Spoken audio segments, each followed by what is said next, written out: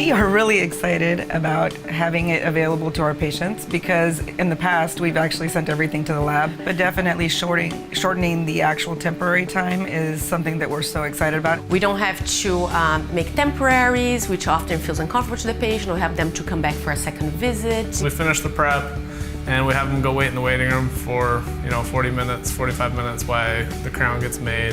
There's still none. We don't have to take off the temporary. They don't have to take off another day of work. They walk out with finished crown, and the patients love that. So far, I feel like it's been paying itself off really well because we've been able to mill crowns very efficiently and very quickly.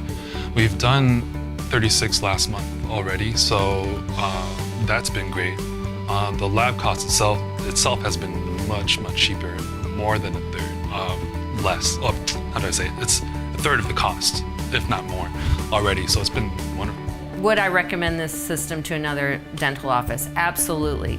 It has caused us to have the ability to increase our production, which is something that everyone strives for. One of our dentists came from an office that used CEREC, and when he was watching me design a crown for the first time, he goes, "Wow, that's like, that's a way easier workflow than it was way more user friendly."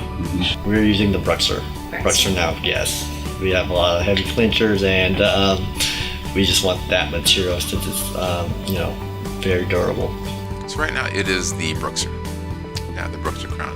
It turns out really good. So I'm surprised at how polished that the crown comes out after the mill.